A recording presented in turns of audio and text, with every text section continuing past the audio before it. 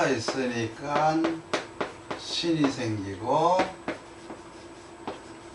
태양이 있으니까 정이 생겨서 우리가 이것을 정신이라고 하죠. 북두라고 하는 것은 우리들에게 어떤 사단 칠정과 같은 감정을 주어 가지고 독립케 만들었어요. 그리고 태양은 우리들에게 형체를 만들어서 경물의 소중함을, 물질의 소중함을 알게 했죠. 이것을 합쳐서 이기라고 하는데, 목성이 이 태양을 돌죠. 목성이 태양을 도는데 이 이제 목성을 우리가 태세라고 해요. 태세. 그래서 이 목성을 중심으로 12지진이 나온 거예요. 12지진.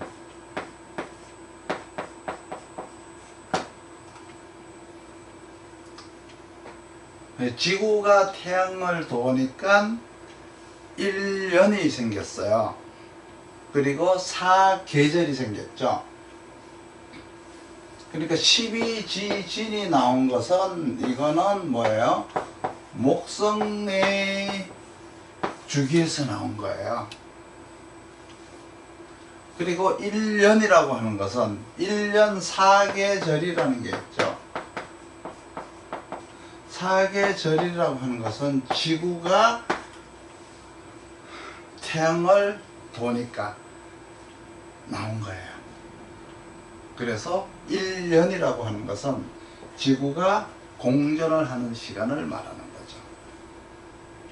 이렇게 지구라고 하는 땅이 있으니 만물이 나왔어요.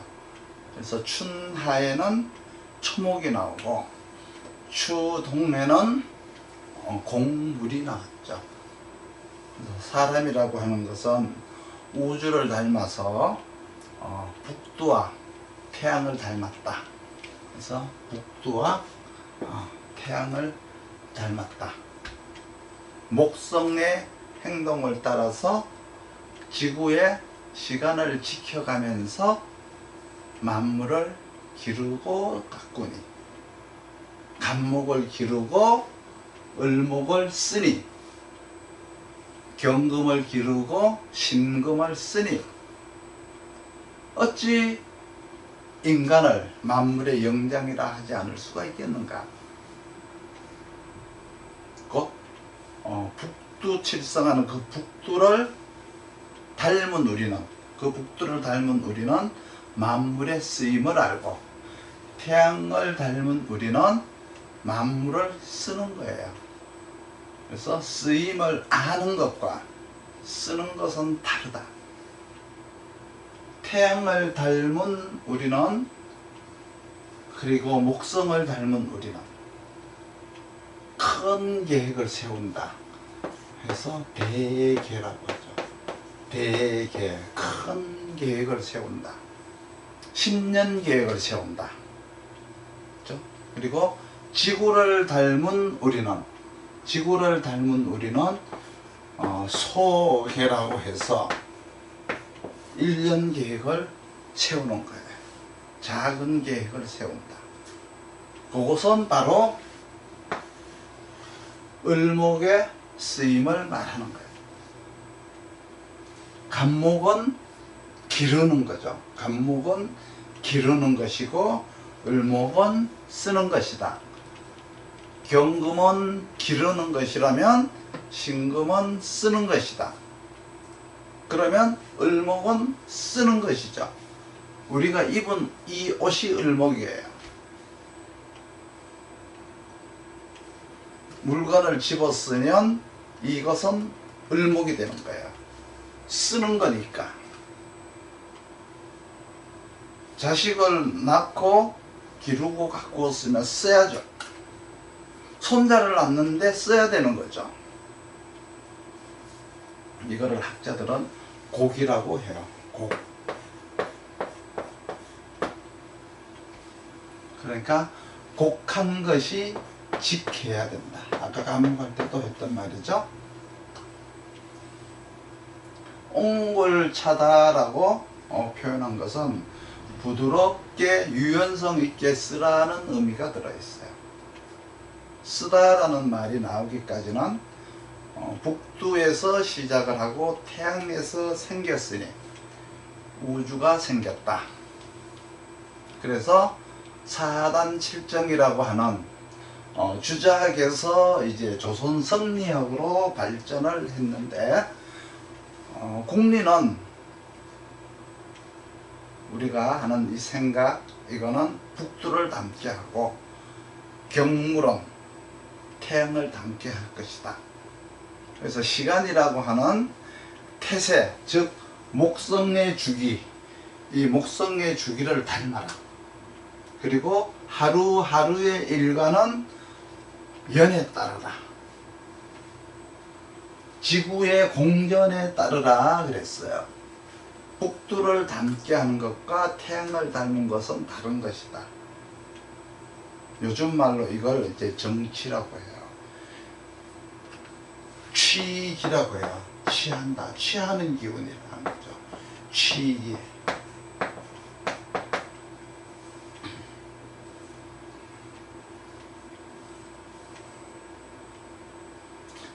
우리가 사람을 쓰더라도 서로 다른 사람을 써야 된다. 서로 다른 사람을, 서로 다른 물건을 교환해야 되니까, 그렇죠? 때로는 사람을 교환해서 쓰기도 하고, 때로는 식물을 교환해서 쓰기도 하죠. 이 식물이라는 의미 속에는 동물도 포함이 되어 있어요. 곤충도 포함이 되어 있어요. 그래서 곤충이라고 하는 것은 동물형 곤충, 식물형 곤충 나누어서 그냥 중간 단계를 말하는데, 사람이 이것을 다 쓰는 거예요. 그래서 경신금도 곤충이 있고, 경신금을 가지고 곤충이라 그러기도 하고 동물이라 그러기도 하죠. 그러니까 동식물을 포함한 것들이 경신금에 들어있어요. 그래서 척추가 있는 것은 동물이라고 하고, 척추가 없는 것은 이제 곤충이라고 하잖아요. 이런 식으로 이제 나누게 되는데, 명리학이 나온 것은 사계절부터 나왔다. 그러니까 사계절 위에 뭐가 있어요? 1년이라는 단계가 있죠. 1년이 있고, 그 1년 위에 뭐가 있냐 그러면 12지진이라고 하는 12년이 있어요. 그러니까 이 목성이만 지구의 위에 있는 거죠. 그리고 이 12지진 위에 뭐가 있느냐 그러면 우리의 정신을 만든 북두가 있고, 우리의 몸을 만든 태양이 있어요. 그리고 이 태양과 북두 이전에는 우주가 있죠. 우주. 학문으로 말하면은 이렇게 우주관과 세계관으로 나누기 시작을 하는데, 이것을 인간이 쓰는 거예요. 그러니까 물건을 쓰다, 제도를 쓰다, 쓰기도 하지만 교환을 하기도 하죠. 그래서 물건을 교환하고, 제도도 교환하고, 생각도 교환하죠. 집 거실이라든가 대청에, 그리고 마루에나 이렇게 가보면은 어느 집이나 가훈이 걸려 있어요. 그럼 이 가훈은 뭐예요? 물건이에요? 정치예요. 그 집안의 정치. 그래서 그 집안의 어떤 제도죠. 물건과 제도를 사람들이 이렇게 쓰는 거예요. 정신으로 쓰는 게 있고, 물건으로 쓰는 게 있어요. 그 쓰다가 을목인 거죠. 을목은 이러한 역할을 한다. 을목은 하늘에서 땅으로 내려와서 다시 하늘로 올라간 것과 같다. 하늘의 것이 하늘로 올라가니 사람들은 할 일이 없다고 하는데, 그래서 마디마디가 생겨요. 나무에는 마디마디가 생기는데 이거를 새을이라고 하는 말을 하기도 하는데 천지가 만난다는 의미가 있어요. 이런 것들은 매듭 그 과정을 거쳤기 때문에 간목이라는 배움의 과정과 을목이라고 하는 쓰는 과정이 들어있다. 경금과 신금도 똑같다.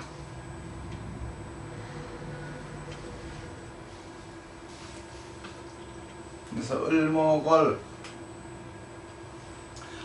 길어서 설명하니까 만물을 쓰는 용도를 안다는 의미가 같아요.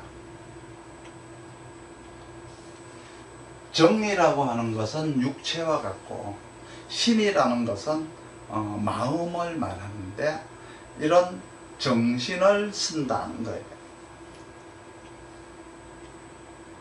억지로 말한다면은 정을 형으로 표시를 하죠. 정을 형으로 표시를 한다고 했죠. 그리고 형을 또 합쳐서 형신이라는 말로 쓰기도 해요. 어쨌든 이거는 이제 쓴다는 의미예요. 쓴다. 물건을 쓰는 방법, 육체를 쓰는 방법을 형이라고 하죠. 그리고 정이라고 해서 정신을 쓰는 방법, 정신을 쓰는 방법을 안다라고 해서 신이라고 해요. 정신이라고 하는 것은 그러니까 결국은 이렇게 정신이라고 하는 것은 몸 쓰는 것도 알고 정신을 쓰는 것도 안다는 뜻이죠. 몸과 마음을 쓸 줄 안다는 의미가 들어있어요. 그러면 명리학적으로 봤을 때 을목을 얘기할 때 을목을 쓴다는 것은 즉 말해서 설득력이 있어야 된다. 을목은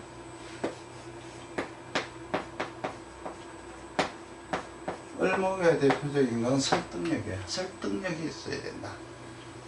그리고 계획적이고 지식이 들어가야 하고 행정력도 있어야 되고 제도 장치가 있어야만이 설득력이 있는 거예요. 대중들을 만나러 가는데 쓴다라고 하는 거는 여러 사람과 사람이 만나서 쓰는 거잖아요. 그러니까 계획력도 들어가는 거예요. 그리고 행정력도 들어가는 거죠. 여기는 제도가 보완이 돼야 돼요. 이러한 것들이 있어야만이 이런 걸 통해서 설득이 들어가는 거죠. 그러면 이렇게 하기 위해서는 아는 것을 갖춰야 되니까 계수가 있어야 되겠죠.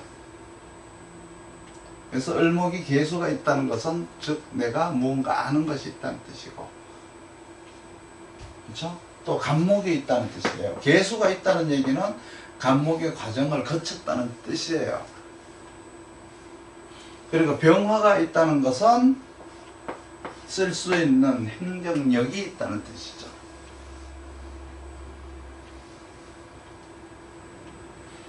계수를 얘기할 때는 기획력이라고 해요. 계수는 기획력이라고 하고 병화는 행정력이라고 하죠.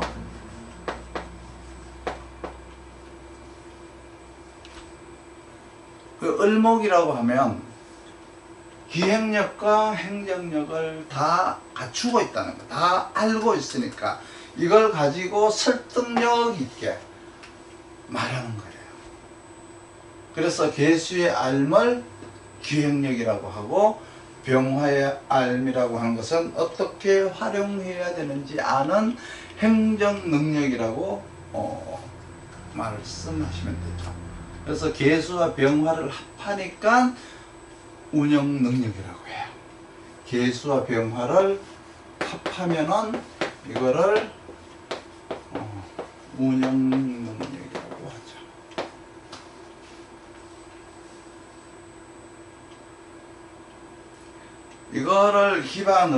이거를 기반으로 해서 사회로 나가서 행정과 운영을 펼쳐야 되니까 설득이 필요하다라고 해서 을목을 설득력이다 이렇게 말을. 그리고 개수가 있으면 간목이 있는 것이니까 배운 과정이 있으니 지식이 되는 것이고, 간목이 없으면 마음이 되는 거예요. 그러면 지식과 마음, 이신전심이라고 하는 마음은 다른 것이죠. 가르치는 것과 이신전심은 다른 것이다. 사람이 교화를 하는 것은 이신전심으로 하는 것이고, 교육을 시키는 것은 진심으로 한다는 말이 이곳에서 나왔죠. 이렇게 정신에서 나온 단어를 가지고 희귀신화를 시켜서 정해 놓은 거예요. 북두에서는 신을 만들고 태양은 몸을 만들었다. 사람 중에서 우리가 북두가 되신 분, 정신적 지주가 되신 분은 노자라고 하고요. 민중과 더불어서 살려고 하면은 민중을 이해하면 안 된다고 해서 귀족을 이해하려고 하니까 나치가 나오기 시작한 거죠. 이런 가치 기준에서 봤을 때 여기에서 서로가 자기에 대한 어떤 기득권을 놓지 않기 위해서 나온 게 또 보수가 나오고, 그것을 변화시켜서 바꿔야 된다고 나오는 게 진보가 나오고 뭐 이런 식으로 이제 나오기 시작을 했는데, 대체적으로 독재자들의 특징은 뭐예요? 대중적으로 모든 것들을 이제 인정하는 게 용납할 수 없다예요. 자기 기득권은 절대 대중들에게 내놓지 않겠다가 독재자들의 특성이죠. 그래서 그러다 보니까 이 사람들은 사람을 골고루 쓰려고 하지 않고 이기적으로 쓰려고 해요. 북두만 쓰려고 하지 않고 태양만 쓰려고 하거나, 태양만 쓰려고 하지 않고 북두만 쓰려고 한다. 이런 이미지 구성도 여기에서 해보셔야 돼요. 그래서 정이라는 것은, 정이라고 하는 것은 형체를 띤 물건이고, 신이라는 것은 마음 씀씀이를 말하는 것이다. 그래서 정신이 흐트러지면 마음이 되고, 정신이 강하게 결속이 되면은 혼이 되죠. 그래서 혼백이 된다 그랬잖아요. 그래서 마음이 가는 길과 혼백이 가는 길을 둘 다 중립적으로 쓰는 것을 정신이 가는 길이라 했어요. 그래서 정신이란 것은 통일된 용어라 생각하시면 돼요. 통일이 되지 않으면 몸과 마음이 따로따로 노니까 형신통일이라는 말이 있는데, 이것은 통일을 하자는 말이죠. 언과 행이 같아야 된다는 말을 통일이라고 하는 거잖아요. 그러면 언과 행이 통일이 되기 위해서는 이런 것들을 수행으로 통일해야 된다라고 하는 것이 노자사상이에요. 이걸 말로서 책임감 있게 지키지 못할 말은 하지 말고 말을 잘 해야 된다. 너는 언사에 신경을 써서 책임질 말만 해라. 행동할 수 있는 말만 해라 라고 하는 것들이 이제 장자가 하는 말씀이시죠. 그래서 어른을 잘 모셔야 된다. 충효사상을 설파한 것은 공자님이셨고요. 이것을 차근차근 잘 해야 된다라고 맹자께서 말씀하셨죠. 무슨 소리냐?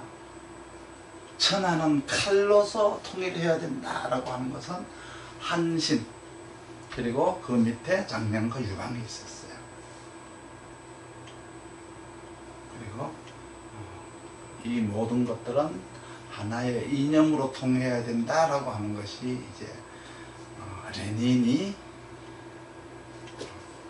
말한 거예요. 레닌 하니까 결국 마르크스 자본론까지 연결되는데 그런 걸 이야기하자는 의미는 아니고 땅을 통일하려면은 사람을 죽여야 했고요. 과거에 이념을 통일하려면 사상을 죽여야 한다는 의미로 얘기를 한 거예요. 이렇게 나누어지고 또 나누어지고 이제 이렇게 하게 되는데 을목을 물질로 표시를 할 수도 있는데 을목을 물질로 표시를 한다라고 했을 때는 상대적 간목이라고 하는 생산제에 비교해서 간목은 여기서 생산제에 들어가요. 그럼 을목은 여기서는 반대로 소비재라고 봐야 되겠죠. 우리가 논문을 보면은 논문 중에 보면은 되게 비교 논문이라고 해서 을목을 이야기하기 위해서는 간목을 비교해야 돼요. 그렇죠? 을목을 논하기 위해서는 신금을 논해야 되고 서로 비교 논문이 이제 되는 거죠. 논문에서 이것이다라고 주장하는 논문도 있지만 그건 그냥 주장이 아니라 누구와 비교하는 습관을 들여야 돼. 비교를 한다. 을목을 간목과 비교를 한다. 즉 비교를 한다는 것은 고증이라고 하고 주석을 단다라고 하잖아요. 그리고 그 뜻을 살피는 것을 훈고라고 하잖아요. 훈고. 그렇기 때문에 주석을 다는 학문이 있고 고증을 하는 학문이 있고 또 훈고를 하는 학문이 있는데 그것을 증명시킨다라고 하는 것은 이제 또 체험 학문이라고 해요. 그래서 체험을 중요하게 생각하는 사람이 있고 체험 자체를 믿지 않는 사람도 있어요. 그러니까 간목의 생산제에 비해서 을목은 소비재와 같다. 을목의 활용성에 비교해서 간목은 생산성이다.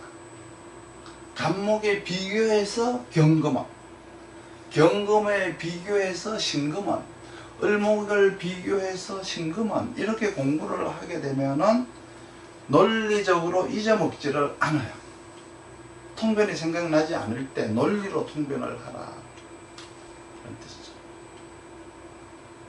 요즘 아이들은 논리를 배우죠. 간목이라는 것은 논리라는 뜻이에요. 논리적이라는 뜻이죠. 을목은 설득적이라는 뜻이에요. 간목은 논리라는 뜻이에요. 이 둘이 합하면, 간목과 을목이 합하면 논리적으로 설득하다. 간목이 없다는 말은 개수가 없다는 뜻이에요. 개수가 없다는 얘기는 설득이 주입식이 된다는 뜻이죠. 주입식. 논리가 있으려면은 간목이 있어야 된다. 그럼 간목이 있어야 되려면 개수가 있어야 되는데 개수가 없다는 것은 곧 간목이 없다는 뜻이다. 개수가 없으면 설득이 아니라 주입이 되니까 강요가 될 수가 있다. 그리고 또 관계 남용이라고 해서 상하관계를 이용해서 남용을 하고 부부관계를 이용을 해서 남용을 하고 부모와 자식 간의 지위를 이용해서 자식에게 자기 뜻을 남용하고 뭐 이러한 남용의 논리가 이 안에 있어요. 관계 남용에 의해서 이거는 이 관계 남용에 의한 관계 스트레스가 발생하게 되어 있는데 이 관계 스트레스라는 것이 무서워요. 최근에 생긴 큰 스트레스 중에 하나가 뭐냐 그러면 성묘 스트레스래요. 성묘 스트레스. 매년 이제 산소에 벌초하러 가야 되잖아요. 이런 인간들의 스트레스를 활용한 사업이 바로 대행 사업인데 벌초 대행이라는 사업도 요즘 유행이라고 하더라고요.